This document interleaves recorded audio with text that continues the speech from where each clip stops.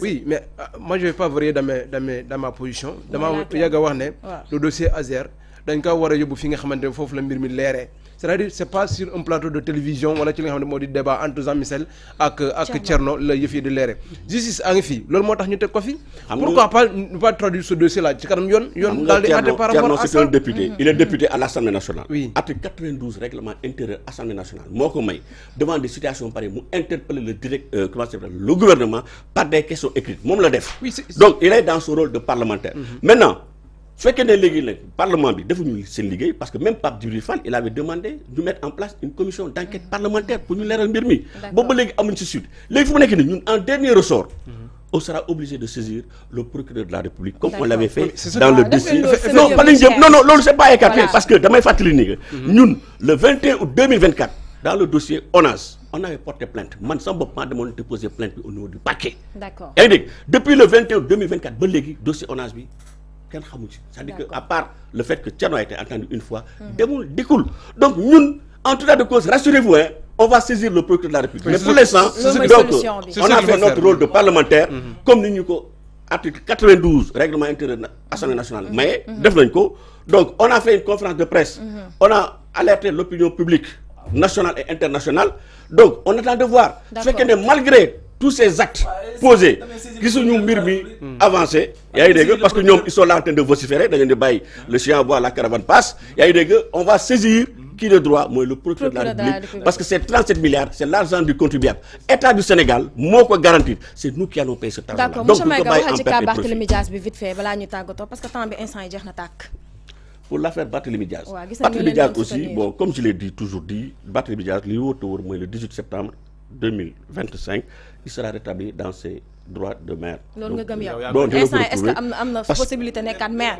Non parce que xam nga li tax mo wax lolu man toujours damay dem sur des fondements juridiques. Nous sommes des légalistes on n'est pas là pour des problèmes de personnes. Li may wax ni man je dis article bi nga xam ne moom la ñu viser mooy L 277 du code électoral est inopérant pour le cas de Barthélémy Dias parce que L 277 parle de conseil municipal qui fait l'objet d'une condamnation devenue définitive et automatiquement donc considéré comme démissionnaire.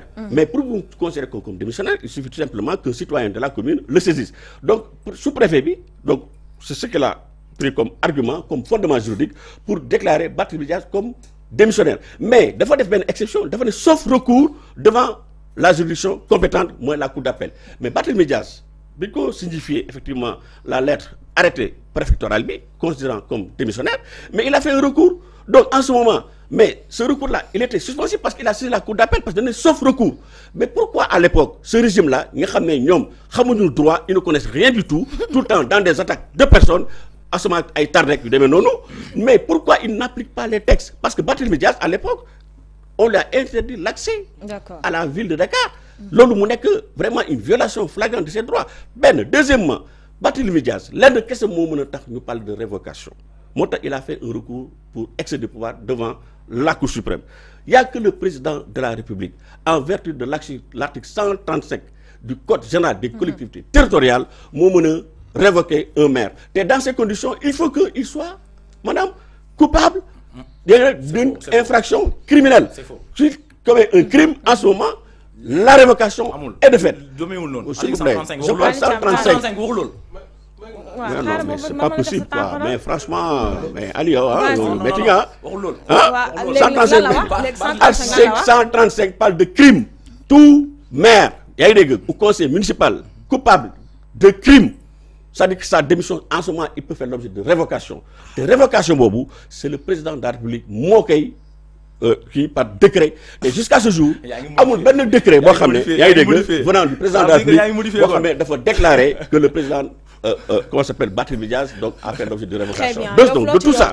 Donc, moi, nous, dans notre intime conviction, on ne comprend pas pourquoi cette précipitation, donc, convoquer un conseil municipal, de mettre en place un maire, ce maire qui a été élu.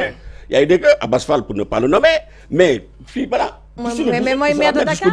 Parce que le 18 septembre, quand les juges de la Cour suprême vont statuer dans le fond de cette affaire, c'est clair et net que Barthélémy Diaz dinañ ko rétablir dans ses droits et boobaa il va trouver son fauteuil de maire. Barthélémy Diaz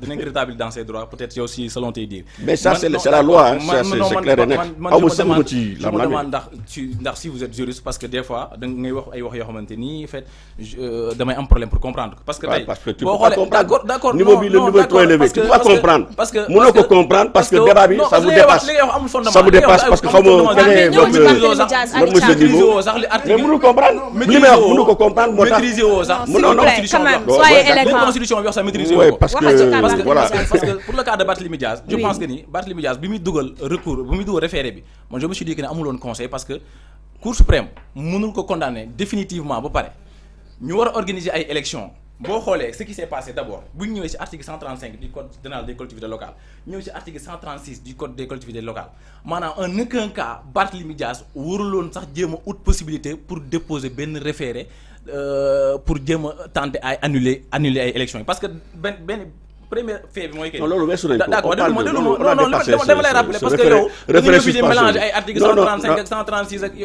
code général bi sax mënu. waaw ñëw ci but bi Barthélémy Diaz directement ñu tàggatoo.